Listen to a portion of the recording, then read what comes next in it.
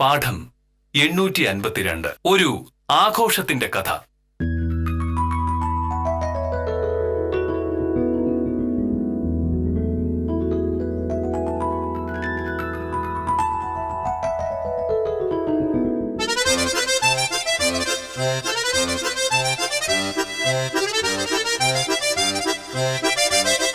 മോനട്ടാ കൊറേ നേരമായല്ലോ ഈ ആലോചന അടിച്ചു തുടങ്ങിയിട്ട്. ഇതെന്താ? എന്തായാലും ആഫീസുകാരി ഒന്നുമല്ല. ആഫീസുകാരി ഇങ്ങനെ ആലോചിച്ചെഴുതേണ്ട കാര്യമൊന്നുമില്ലല്ലോ.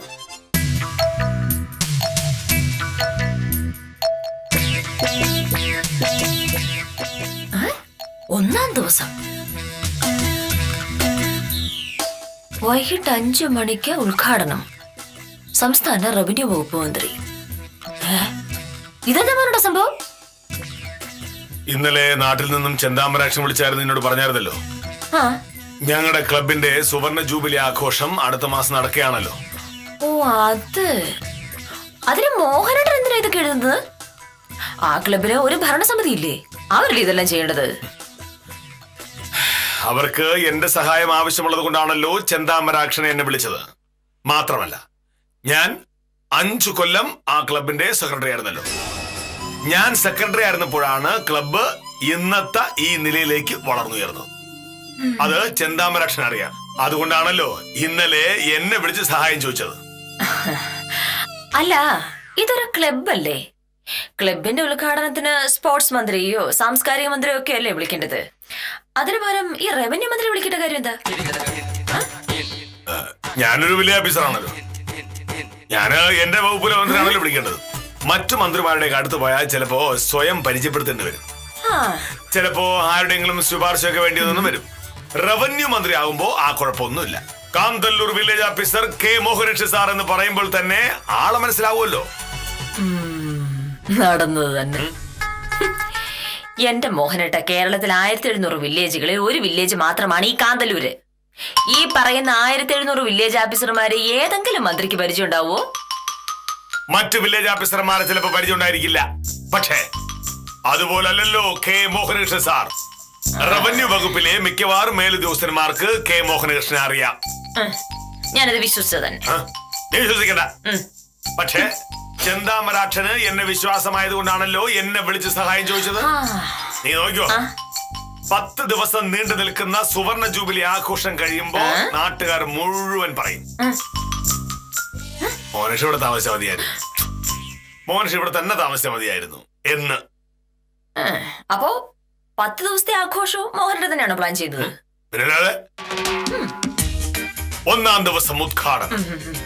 ഉദ്ഘാടകൻ മന്ത്രി, സ്ഥലം MLA അധ്യക്ഷൻ, പിന്നെ പഞ്ചായത്ത് പ്രസിഡന്റ്, നാട്ടിലെ ചില സാംസ്കാരിക പ്രവർത്തകരൊക്കെ കാണും. അക്കൂട്ടത്തിൽ മുൻ സെക്രട്ടറിയും ഇപ്പോൾ വില്ലേജ് ഓഫീസറുമായി എന്നെ അവർ ചിലപ്പോൾ ആദരിക്കാനും സാധ്യതയുണ്ട്. എന്തിന്? ഈ മന്ത്രി വരുന്നിടത്ത് വില്ലേജ് ഓഫീസർ ആദരിക്കാൻ അവർക്ക് തലയ്ക്ക് ഒരു കുഴപ്പമുണ്ടോ? ഒരു വില്ലേജ് ഓഫീസർ എന്ന നിലയിലല്ല അവരെന്നെ ആദരിക്കാൻ പോകുന്നത്. ക്ലബിനെ ഉയർച്ചയിലേക്ക് നയിച്ച എക്കാലത്തെയും മികച്ച സെക്രട്ടറി എന്ന നിലയിലാണ്. അങ്ങനെ ആദരിക്കുന്നൊക്കെ അവര് പറഞ്ഞോ? പറഞ്ഞില്ല. അതിനുള്ള സാധ്യതയുണ്ടെന്നാണ് എന്റെ മനസ്സ് പറയുന്നത്. സാറേ, ഉത്തമനാണല്ലോ, എന്താ കാര്യം ചോദിക്കുക? ഉത്തമൻ വിളിച്ചത് സാറേ എന്നാണ്. അനിത, ഞാനൊരു ജോലി നിന്നെ കണ്ടൂടെ? അത്യാവശ്യ കാര്യം വല്ലതുമാണോ എന്ന് ചോദിക്കുക. അല്ലെങ്കിൽ 11 മണിയാകുമ്പോ വില്ലേജ് ഓഫീസിലേക്ക് വരാൻ പറഞ്ഞാൽ മതി. 9 മണിക്ക് ചെന്താമരാക്ഷം വരുന്നതിന് മുമ്പ് എനിക്ക് ഈ പരിപാടിയൊക്കെ ഒന്ന് തയ്യാറാക്കി വെക്കാനുള്ളതാണ്.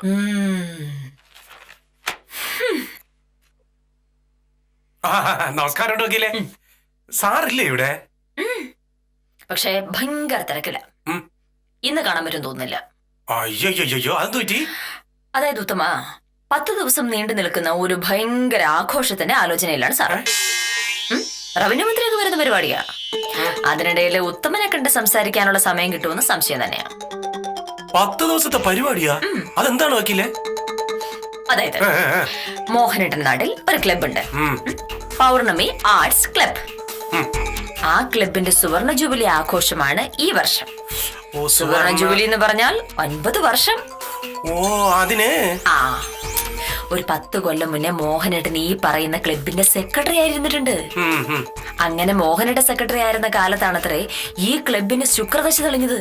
ആ, അപ്പോൾ ക്ലബ് 50-ാം വാർഷികം ആഘോഷിക്കുമ്പോൾ അതിനും മോഹനേട്ടന്റെ സഹായം വേണമെന്ന് പറഞ്ഞ് ഒരു ചെന്താമരാക്ഷി ഇന്നലെ വിളിച്ചിരുന്നു. അപ്പൊ മുതൽ വില്ലേജ് ഓഫീസർ ഭയങ്കര ആലോചനയല്ല. ഈ സുവർണ ജൂബിലി ആഘോഷം എങ്ങനെ പൊലിപ്പിക്കാമെന്നുള്ളതാണ് ഇപ്പത്തെ പ്രശ്നം. ശോ, ഞാൻ വന്നതേ വക്കീലെ, ഞാൻ വന്നത് ഒരു അത്യാവശ്യ കാര്യത്തിനാണ്. എനിക്ക് സാറിനൊന്ന് കണ്ടേ പറ്റൂ. മോഹനേട്ടൻ സമയം തീരെയില്ലല്ലോ ഉത്തമ.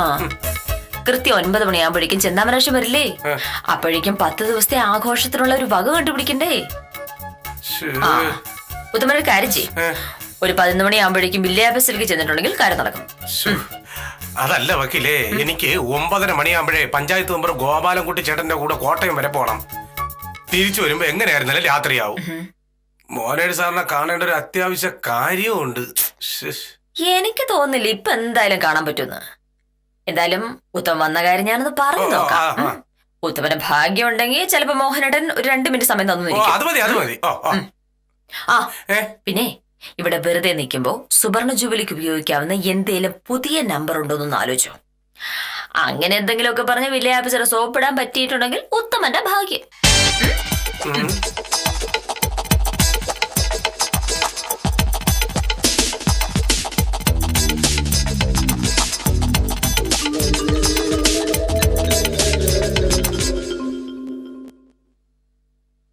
മോനേട്ടാ, ഉത്തമൻ എന്താ അത്യാവശ്യ കാര്യം പറയാനുണ്ടെന്ന്. അതെന്താന്ന് ഞാൻ ചോദിച്ചില്ല. ആ ഇനി ഞാൻ അങ്ങനെ ഒരു ചോദ്യം ചോദിച്ചിട്ട് വേണം മോഹനേട്ടന്റെ ആഫീസ് കാര്യത്തിൽ ഇടപെട്ടു എന്ന് പറഞ്ഞിട്ട് എന്നെ ചീത്ത വിളിക്കാനായിട്ട്. അങ്ങനെ ഒരു അബദ്ധം കാണിക്കാൻ ഞാൻ തയ്യാറല്ല. ഒരു ജോലി സമാധാനമായിട്ട് ചെയ്യാൻ പറ്റില്ലെന്ന് ചിന്തയാണ്. ആഫീസ് കാര്യത്തിന് ആഫീസ് വരെയല്ലേ വേണ്ടത്? ഇതൊന്നും എനിക്ക് അറിഞ്ഞൂടെ? ഉത്തമനോടെ കാത്തിരിക്കുന്നുണ്ട്. ഇനിയല്ല സാറിന്റെ ഇഷ്ടം.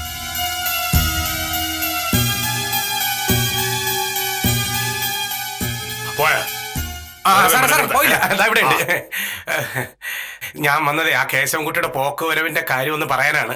ഇന്ന് കരമടയ്ക്കാൻ പറ്റിയ വലിയ ഉപകാരമൊന്നും പറഞ്ഞു. ഈ കാര്യം സാറിന് നേരിട്ട് കണ്ട് പറയണമെന്ന് കേശവൻകുട്ടിച്ചേട്ടൻ പറഞ്ഞത് കൊണ്ടാണ് ഞാൻ നേരിട്ട് വന്നത്.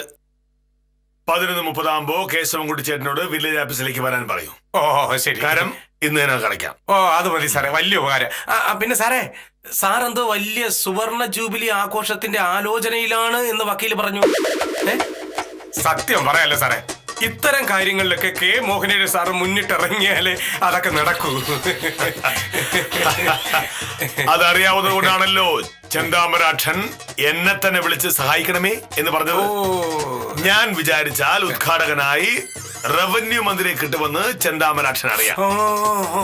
റവന്യൂ വകുപ്പിൽ എന്റെ അത്രയും പേരുള്ള വേറൊരു വില്ലേജ് ഓഫീസർ ഇല്ലല്ലോ. അതില്ല അതില്ല. ഇതൊന്നുമല്ല ഉത്തമ. മോഹനേട്ടൻ ജീവിതത്തിൽ ഇന്ന് വരെ റവന്യൂ മന്ത്രി നേരിട്ട് കണ്ടിട്ടില്ലല്ലോ. ഇതിപ്പോ ഒരു ക്ലബിന്റെ 50-ാം വാർഷികമല്ലേ? പോയി വിളിച്ചിട്ടുണ്ടെങ്കിൽ ചിലപ്പോ റവന്യൂ മന്ത്രി വന്നിരിക്കും. അങ്ങനെ ഉദ്ഘാടകനായ റവന്യൂ മന്ത്രി സ്റ്റേജിലിരിക്കുമ്പോ അവിടെ വെച്ച് പരസ്യമായി മന്ത്രിയെ പോയിട്ട് 4 വാചകം പറഞ്ഞിട്ടുണ്ടെങ്കിലേ അത് മോഹനേട്ടൻ ഭാവിയിൽ പ്രയോജനം ചെയ്യില്ലേ? അതുകൊണ്ടാണ് മോഹനേട്ടൻ റവന്യൂ മന്ത്രി തന്നെ വേണം, റവന്യൂ മന്ത്രി വേണം എന്നിങ്ങനെ വാശി പിടിച്ചോണ്ടിരിക്കുന്നത്. നിന്നോട് അഭിപ്രായം ചോദിച്ചിട്ടില്ല. അല്ലെങ്കിൽ തന്നെ ഇത്തരം കാര്യങ്ങളിൽ അഭിപ്രായം പറയാനുള്ള വിവരം നിനക്ക് എവിടെ ഇരിക്കുന്നു? ജീവിതത്തിൽ ഇന്ന് വരെ ഏതെങ്കിലും ഒരു ക്ലബിന്റെ സെക്രട്ടറി ആയിട്ട് നീ ഇരുന്നിട്ടുണ്ടോ? ഇല്ല. നീ മിണ്ടരുത്. അടുക്കള പോയി ജോലി ചെയ്യ്.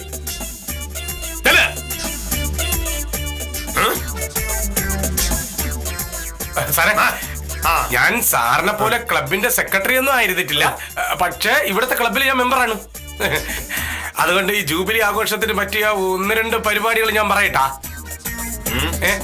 പറയൂ. ഉത്തമനോട് അങ്ങനെയെങ്കിലും ഒരു ഉപകാരം ഉണ്ടാവട്ടെ.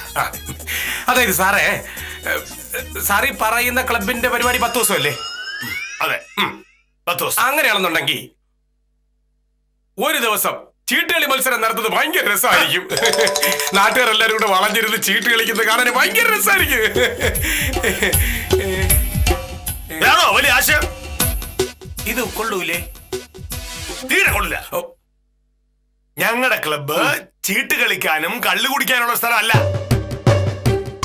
ആളുകളെ സാംസ്കാരികമായി ഉയർത്തിക്കൊണ്ടുവരിക എന്ന വലിയ ലക്ഷ്യത്തോടെ തുടങ്ങിയതാണ് ആ ക്ലബ്ബ്. അല്ല, വട്ടം കൂടുതൽ ചീട്ട് കളിക്കാനുള്ള സ്ഥലമല്ല. ഉത്തമൻ അറിയാമോ എന്താണ് സാറേ? ഞാൻ സെക്രട്ടറി ആയിരുന്ന കാലത്താണ് ക്ലബിന് ഏറ്റവും കൂടുതൽ ഉയർച്ച ഉണ്ടായത്. എന്റെ ശ്രമം കൊണ്ടാണ് ക്ലബിനോട് ചേർന്ന് ഒരു വായനശാല തുറക്കാൻ പറ്റിയത്. ഓ, വായനശാല. അത് കൊള്ളാലോ. എന്താണ് സാറേ, ഞാൻ നേരത്തെ പറഞ്ഞതാണ് ചീട്ടുകളി. 10 ദിവസത്തെ പരിപാടികളിൽ ഒരു ദിവസത്തെ ഗംഭീര പരിപാടി എനിക്കിപ്പൊ കിട്ടിയിരിക്കുന്നു. എന്താണ് സാറേ അത്? അത് ഉത്തമന് മനസ്സിലാവില്ല. സാഹിത്യം സാഹിത്യം എന്ന് പറഞ്ഞാൽ എന്താണെന്ന് പോലും അറിയാത്ത ഉത്തമനോട് ഞാൻ എന്ത് പറഞ്ഞ് മനസ്സിലാക്കി തരാനാ? ഉത്തമൻ ആകെ വായിച്ചിട്ടുള്ളത് കൈവശാവകാശ സർട്ടിഫിക്കറ്റിനകത്തും കരം തീർത്ത രസീതിനൊക്കെ എന്തെങ്കിലും ഇട്ടുണ്ടെങ്കിൽ അതല്ലേ. എനിക്ക് കുറച്ച് തിരക്കുണ്ട് സാറേ. അപ്പൊ കേശംകുട്ടി ചേട്ടനോട് ഒരു 11:30 മണിയാകുമ്പോ വില്ലേജ് ഓഫീസറോട്ട് വരാൻ പറയാല്ലേ സാറേ? ഞാൻ ആ കാര്യം ഒരു പ്രാവശ്യം പറഞ്ഞതാണ്. ഒരു കാര്യം ഒരു പ്രാവശ്യത്തിൽ കൂടുതൽ പറയുന്നത് കെ മോഹനകൃഷ്ണന് ഇഷ്ടമല്ല. മനസ്സിലായോ?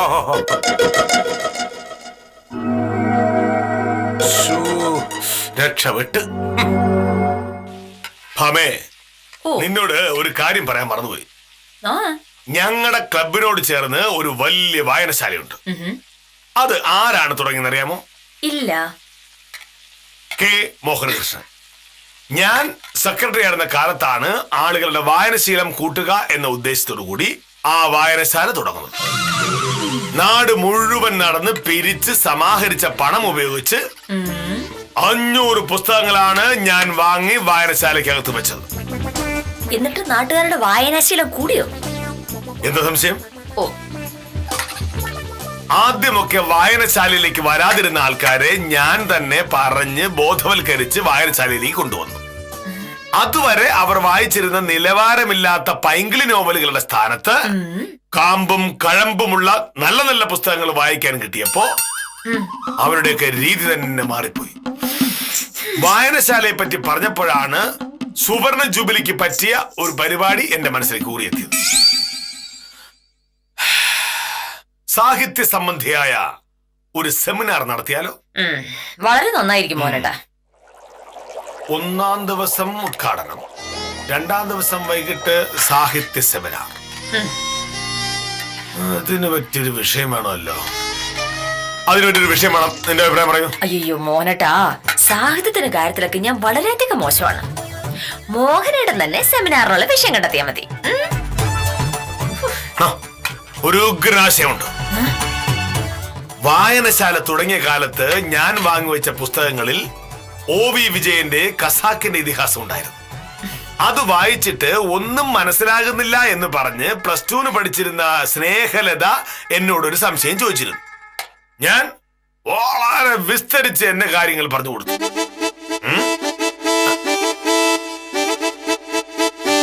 എന്താ നോക്കുന്നത്? സ്നേഹലത +2 പഠിച്ചത്. മോഹനേട്ടനോ? ഡിഗ്രി. ഓ, അപ്പൊ ഇത്തരം പരിപാടികളൊക്കെ ഉണ്ടായിരുന്നല്ലേ സാറിന്റെ കയ്യില്? ഡിഗ്രിക്ക് പഠിച്ചുകൊണ്ടിരുന്ന മോഹനേട്ടൻ +2 പഠിച്ചുകൊണ്ടിരുന്ന സ്നേഹലതയെ ഖസാക്കിന്റെ ഇതിഹാസം പഠിപ്പിക്കുന്നു. ഞാൻ കരുതുന്നത് പോലൊന്നും അല്ലല്ലോ സാറ്. എന്തിനാ ആവശ്യമില്ല? ഒരു പുസ്തകം വായിച്ചിട്ട് ഒരു സംശയം ഉണ്ടെന്ന് ഒരു പെൺകുട്ടി വരുമ്പോ സഹായിക്കാതിരിക്കുന്നത് എങ്ങനെ? മനസ്സിലായേ, എല്ലാം എനിക്ക് മനസ്സിലായി. ക്ലബിന്റെ 50-ാം വാർഷികത്തിന് സ്നേഹലത വരുമോ? അതല്ലല്ലോ ഇവിടുത്തെ വിഷയം. ഓ, സുവർണ ജൂബിലിയുടെ സാഹിത്യ സെമിനാറിൽ ഖസാക്കിന്റെ ഇതിഹാസം പിന്നിട്ട 47 കൊല്ലങ്ങൾ എന്ന വിഷയത്തിൽ ഒരു സെമിനാർ വെച്ചാലോ? സ്നേഹലതയെ ഖസാക്കിന്റെ ഇതിഹാസം പഠിപ്പിച്ചതിന് ശേഷം പിന്നിട്ട 12 കൊല്ലങ്ങൾ എന്ന വിഷയത്തിലായാലോ? ഗൗരവത്തിലൊരു കാര്യം പറയുമ്പോ കളിയാക്കുന്ന നിന്റെ ഈ വൃത്തികെട്ട സ്വഭാവം മാറ്റാൻ നീ നന്നാവില്ല. ഖസാക്കിന്റെ ഇതിഹാസത്തെ കുറിച്ച് പറയുമ്പോ സ്നേഹലതയുടെ കാര്യം പറഞ്ഞത് എന്തിനാണ്? ആരാ? നാട്ടിൽ നിന്ന് ചെന്താമരാക്ഷനായിരിക്കും മോനേട്ടാ. കാര്യം 2 ദിവസമല്ലേ ആയുള്ളൂ. ഇത്ര പെട്ടെന്ന് എങ്ങനെയാ?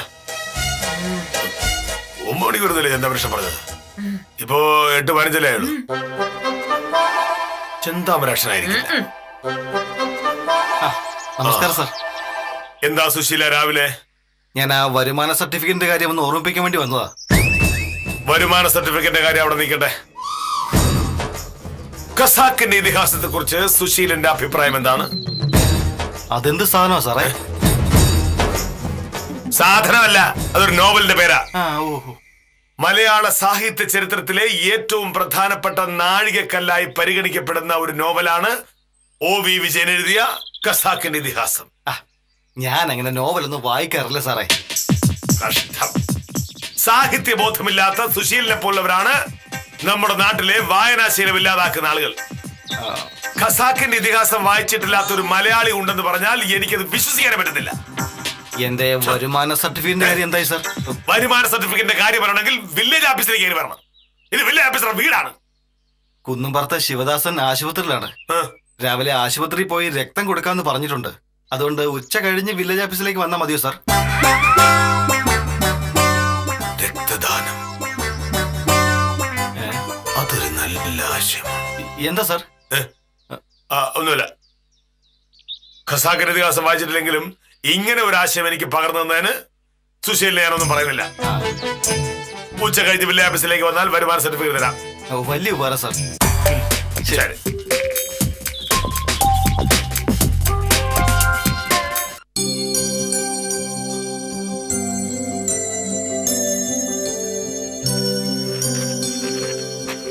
രണ്ടാം ദിവസം സാഹിത്യ സെമിനാർ.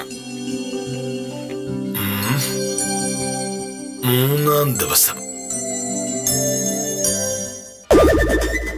രക്തദാന ക്യാമ്പ്. അതോടെ നാട്ടുകാരുടെ ഇടയിൽ എനിക്കൊരു വിലയാവും.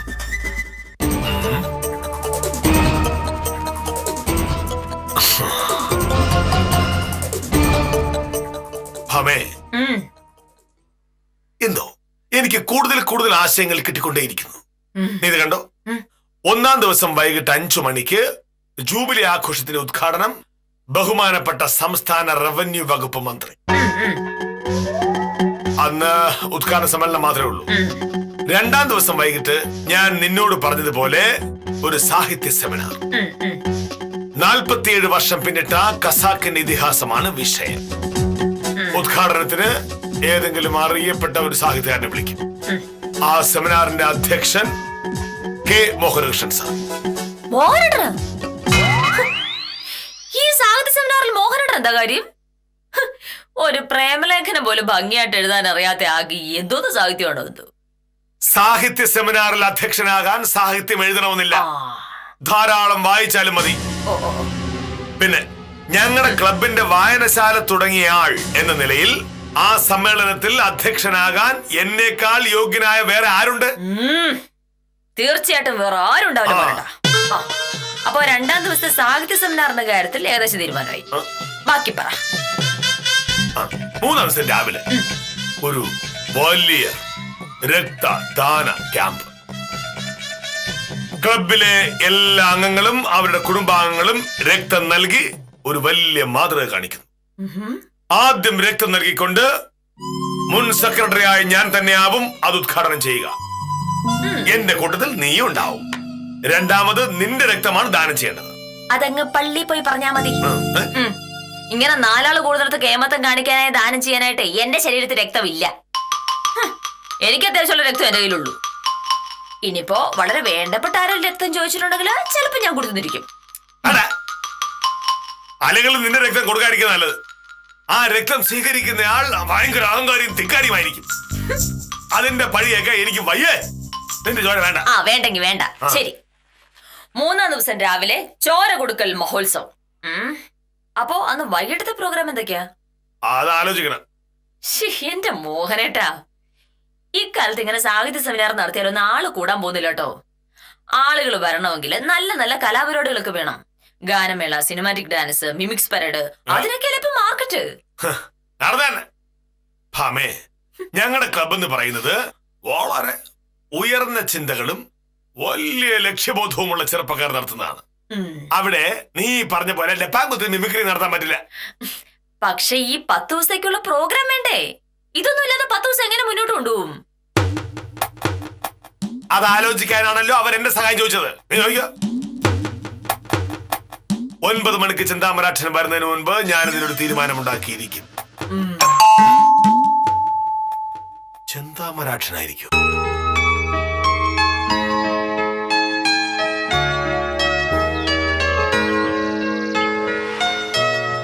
രവീന്ദ്രനായിരുന്നു.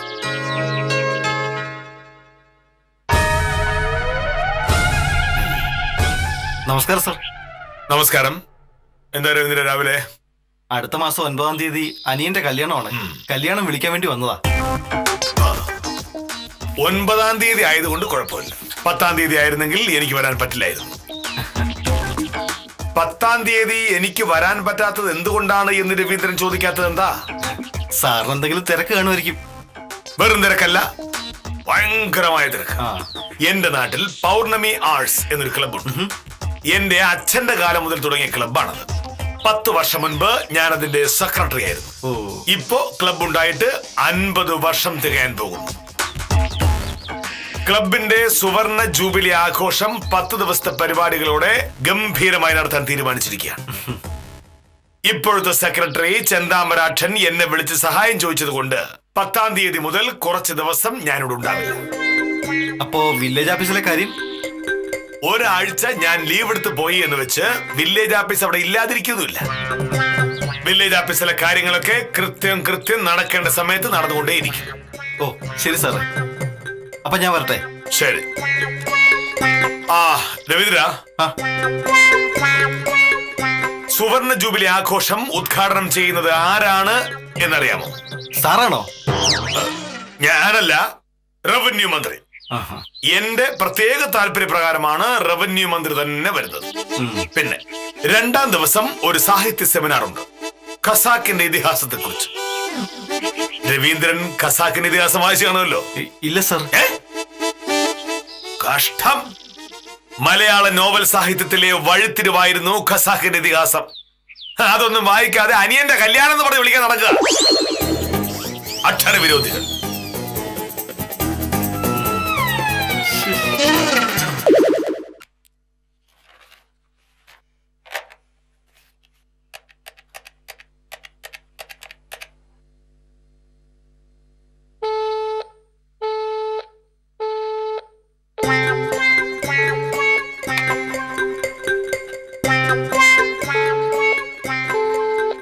ഈ ഫോണിത് എന്ത് പറ്റി?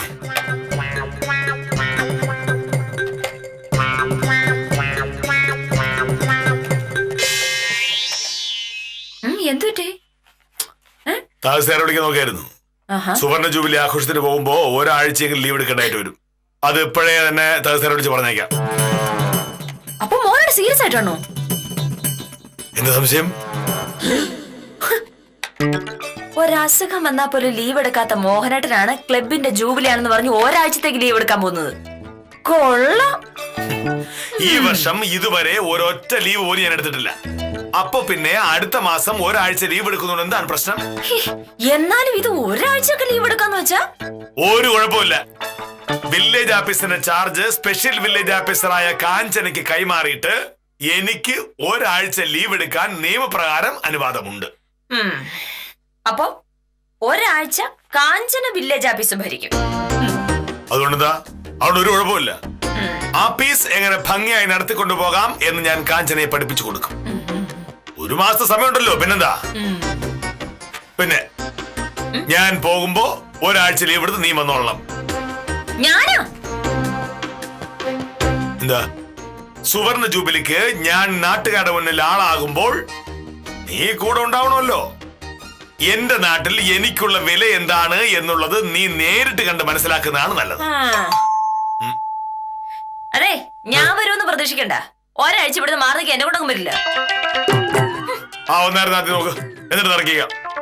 ഞാൻ താമസിയാറെ വിളിച്ച് ലീവിന്റെ ആയിരുന്നു പറഞ്ഞോട്ടെ. പോവാന്ന് തന്നെയാണോ? അല്ല, പോവാന്ന്.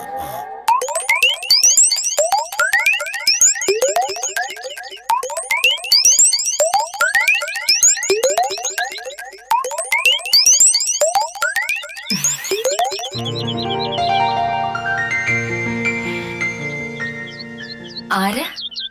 സത്യഭാമയല്ലേ? അതെ. ഞാൻ ചെന്താമരാക്ഷൻ മോഹനാക്ഷന്റെ ആ സുഹൃത്താണ്.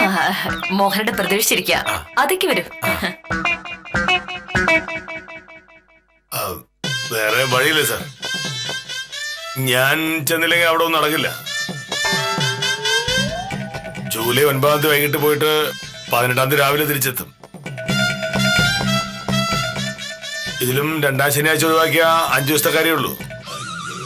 അതെ, ഈ ഒഴിവാക്കാൻ പറ്റാത്ത കണ്ടുണ്ട് സാർ. ആ ശരി സാർ. അത് സാർ ഒന്ന് ആലോചിക്കട്ടെ. എന്താ ആലോചിക്കാൻ? എനിക്ക് പോയല്ലേ പറ്റുള്ളൂ. ആരാ ഒന്ന്? ചെന്താമരാക്ഷൻ. ഇത്ര നേരത്തെയോ? വാ.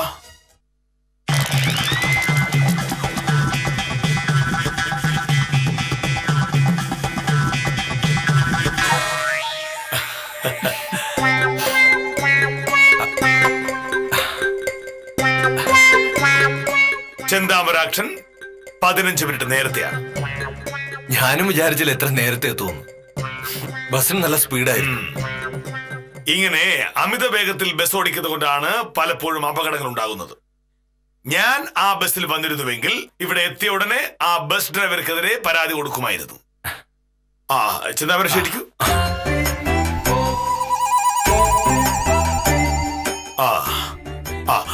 കേട്ടോ ഭാമേ, ഞാനും ചെന്താമരാക്ഷനും സ്കൂളിൽ ഒരുമിച്ച് പഠിച്ചതാണ്.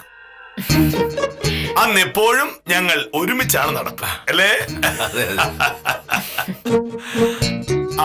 നമ്മുടെ വീട് കഴിഞ്ഞ് ഒരു 200 മീറ്റർ കഴിഞ്ഞാൽ ചെന്താമരാക്ഷന്റെ വീടായി. ചെന്താമരാക്ഷന്റെ വീടിനടുത്താണ് പൗർണമി ക്ലബ്ബ്. ക്ലബ്ബ് വീടിനടുത്തായതുകൊണ്ട് ചെന്താമരാക്ഷന് സൗകര്യമായല്ലേ? അതെ അതെ അതെ. സത്യഭാമ ഇത്തവണ സുവർണ ജൂബിലി ആഘോഷത്തിന് വരുമ്പോ ക്ലബിലും വരണം, എന്റെ വീട്ടിലും വരണം. അതേപറ്റി ഞങ്ങൾ സംസാരിച്ചോണ്ടിരിക്കുകയാണ്. സുവർണ ജൂബിലി ആഘോഷവുമായി ബന്ധപ്പെട്ട് ഒരാഴ്ച ഞങ്ങൾ ലീവ് എടുത്ത് നാട്ടിലേക്ക് വരികയാണ്. എല്ലാ ആഘോഷം കഴിഞ്ഞിട്ടേ ഞങ്ങൾ തിരിച്ചു വരുന്നുള്ളൂ. അത് നന്നായി. മോഹനകൃഷ്ണൻ അവിടെ ഉള്ളത് ഞങ്ങൾക്കൊരു സഹായമാവും. അതെനിക്കറിയാം. പിന്നെ ചെന്താമരക്ഷ, 10 ദിവസത്തെ ആഘോഷം എങ്ങനെയായിരിക്കണം എന്ന് സംബന്ധിച്ച് ഞാൻ ഒരു ആലോചനയൊക്കെ നടത്തിയിട്ടുണ്ട്. ഉദ്ഘാടനം എന്തായാലും റവന്യൂ മന്ത്രിയെ കൊണ്ട് തന്നെ വേണം. അയ്യോ, ഉദ്ഘാടനത്തിന് സാക്ഷാൽ മുഖ്യമന്ത്രി തന്നെ വരുന്നത്. അതൊക്കെ ഏർപ്പാടാക്കി കഴിഞ്ഞു.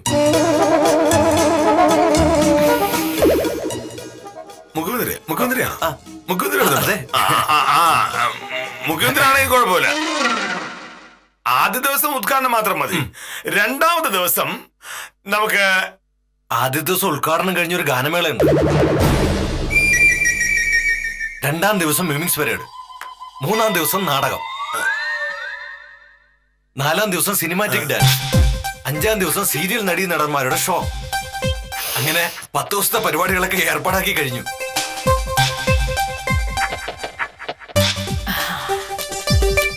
പത്ത് ദിവസത്തെ പരിപാടി കൊണ്ട് ഇത്തവണ നാട്ടുകാരൊക്കെ ഹാപ്പി ആയിക്കോളും. അതിനുള്ള സകല പരിപാടികളും ചെയ്തിട്ടുണ്ട്. ഈ പരിപാടികളെല്ലാം തീരുമാനിച്ചു കഴിഞ്ഞായിരുന്നു. അതൊക്കെ എപ്പോഴേ റെഡിയായി കഴിഞ്ഞു. അല്ല,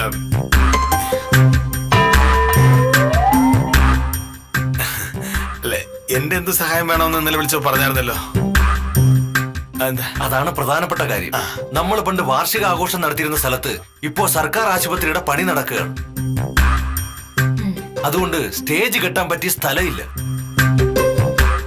മോഹനകൃഷ്ണന്റെ ചെറിയമ്മാവന്റെ കുറച്ച് തരിശുഭൂമി സൊസൈറ്റിയുടെ പുറകുവശത്ത് കിടപ്പുണ്ട്.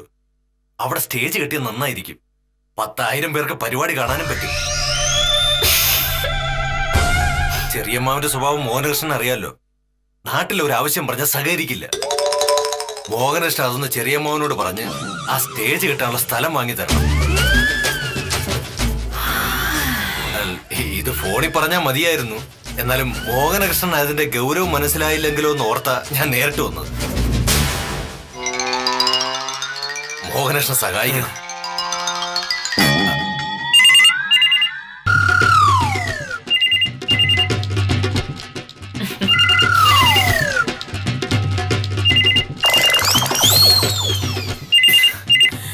ഈ ഈ സുവർണയിലേക്ക് ആകുമ്പോ ഈ പഴയ ഭാരവാഹികളൊക്കെ ഇങ്ങനെ ആദരിക്കുന്നൊരു പരിപാടി ഉണ്ടല്ലോ, അതുപോലെ എന്തെങ്കിലുമൊക്കെ ചെയ്തെങ്കിൽ. ഞങ്ങളത് ആലോചിച്ചു. പക്ഷെ പഴയ ഭാരവാഹികളുടെ ലിസ്റ്റ് എടുത്തപ്പോ 100 പേരുണ്ട്. 50 കൊല്ലം പഴക്കമുള്ള ക്ലബ്ബല്ലേ, ഇത്രയും പേരെ ആദരിക്കാൻ എളുപ്പമല്ല. അതുകൊണ്ട് അത് വേണ്ടെന്ന് വെച്ചു. അതും വേണ്ടെന്ന് മോനേട്ടാ ഞാൻ വരുന്നു. എന്റെ വാച്ച് പോയത്. മോനേട്ടാ ഫോൺ മോഹനേട്ടനാ. ആരാ? തഹസിൽദാരാ. ലീവ് ശരിയാക്കാന്ന്. ലീവ്? ഇനിയിപ്പോ എന്തിന് ലീവ്? ഹലോ, സാർ, ഞാൻ മോഹനകൃഷ്ണ. എനിക്ക് ലീവ് ഒന്നും വേണ്ട. നമുക്ക് ഈ സുവർണ ജോലി ഒന്നല്ലല്ലോ സാർ കാര്യം. ഞാൻ ഈ 5 ദിവസം ഓഫീസിൽ നിന്ന് മാറിയുന്ന അത് പ്രശ്നമാവും. അതെ സാർ.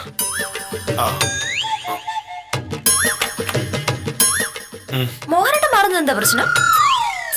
കാഞ്ചനെ കാര്യങ്ങളൊക്കെ പഠിപ്പിക്കുന്നു. ഒരാഴ്ചത്തേക്ക് വില്ലേജ് ഓഫീസ് കാഞ്ചന നോക്കുന്നു. തീർന്നല്ലോ പ്രശ്നം.